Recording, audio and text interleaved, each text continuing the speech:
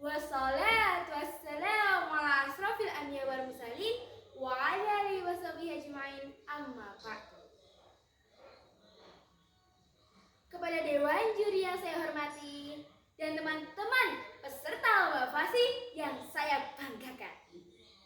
Pertama-tama dan yang paling utama, marilah kita panjatkan puji syukur atas kehadiran Allah Subhanahu wa taala yang mana telah memberikan rahmat kepada kita. Berkat ridhonya, kita dapat berkumpul di pagi hari yang cerah ini dalam keadaan sehat walafiat. Saya Alif Hadianes Awaludin akan menceritakan sebuah kisah menarik. Kisah apakah itu? Kisah Asiyah binti Muzahib, istri Fir'aun. Mari kita simak kisah kali ini. Kisah ini ditulis dalam buku ilmu tauhid oleh Buya Henry dan Ustadz Azirman. Diceritakan bahwa Fir'aun yang ditinggal mati oleh istrinya.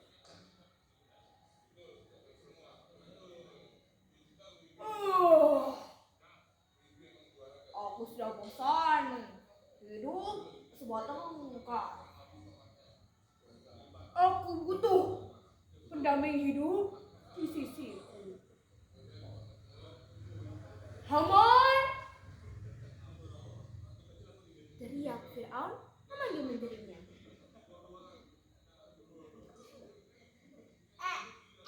Siapa begini raja?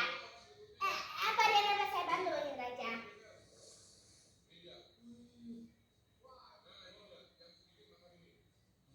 Aku dengar ada wanita cantik di Mesir keturunan Imran. Segera lakukan ia untukku, Haman. Baik, baginda raja. Segera saya laksanakan. Kemudian Haman menuju rumah Asiyah dengan didampingi tentaranya.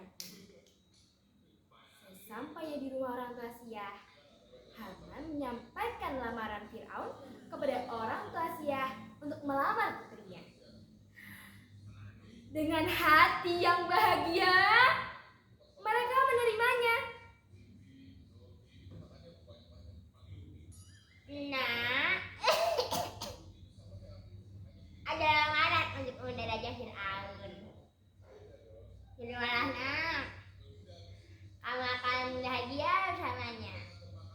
Dia adalah yang kaya raya dan juga berkuasa. Terimalah nak, kamu akan senang hidup dengannya. Ucap sang ibu yang meyakinkan putrinya.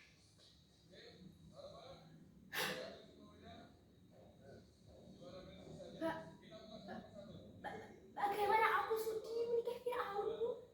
Sedangkan ia terkenal sebagai raja yang ingkar kepada Allah.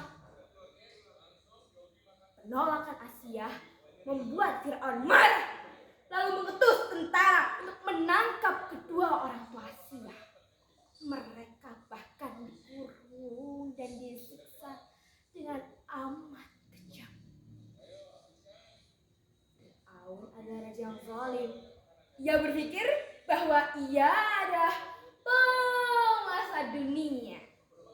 Sifatnya yang sombong itu tidak mampu mendapatkan hati Asiyah. Asiyah kemudian dipaksa menikahi Fir'aun, padahal ia sudah menolaknya dengan tegas.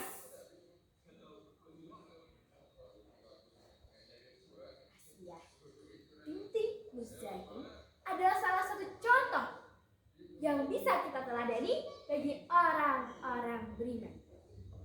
Hubungan antara ia dan Fir'aun yang kafir tidak membuat Asiyah goyah sedikit pun dalam imannya. Allah bahkan berfirman dalam surat At-Tahrim juz 28 ayat 11 yang berbunyi, A'udzu billahi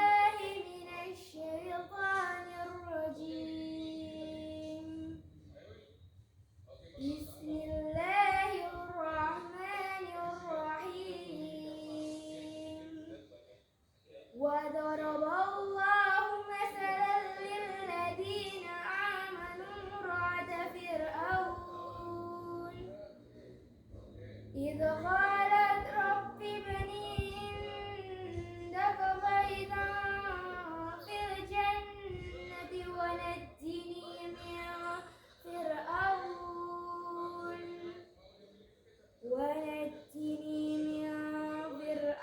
وعمله ونجني من القوم الظالمين. Artinya, dan Allah membuat istri Fir'aun perumpamaan bagi orang-orang beriman ketika ia berkata, "Ya Tuhanku, bangunkanlah untukku sebuah rumah di sisi dalam syurga, dan selamatkanlah aku dari Fir'aun dan buatannya, dan selamatkanlah aku dari kaum yang zalim."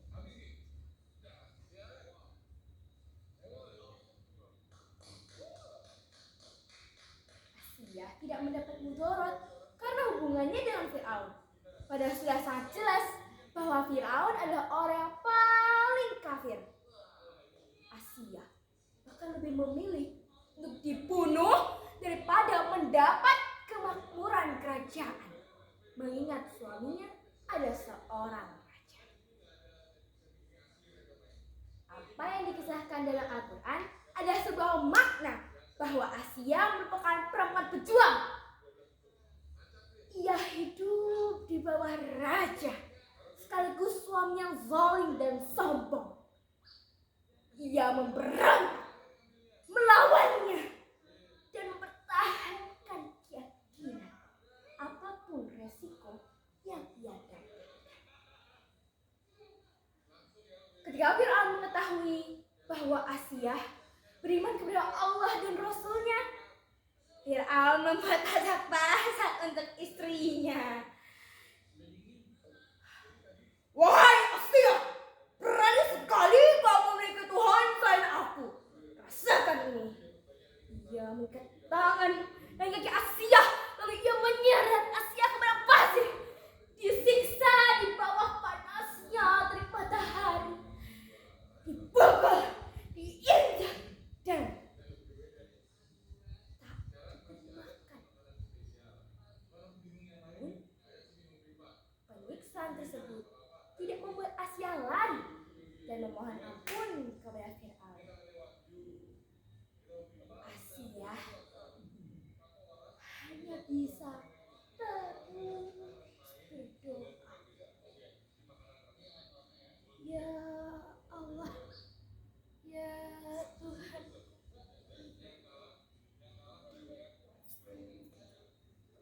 jauhkanlah hamba dari perbuatan yang zalim ini. Hanya kepadamu aku berpasrah, dan hanya kepadamu aku memohon pertolongan. Selamatkanlah aku dari kekufuran ini, ya Allah."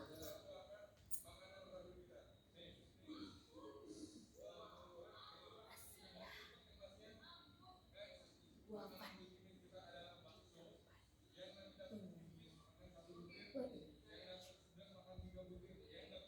Rasulullah Shallallahu Alaihi Wasallam bersabda, "Cukup bagimu dari sekitar 4 perempuan di alam ini, yaitu Maryam binti Imran, Khadijah binti Khuwailid, Fatimah binti Muhammad, dan Asia binti Muzah, istri Fir'aun."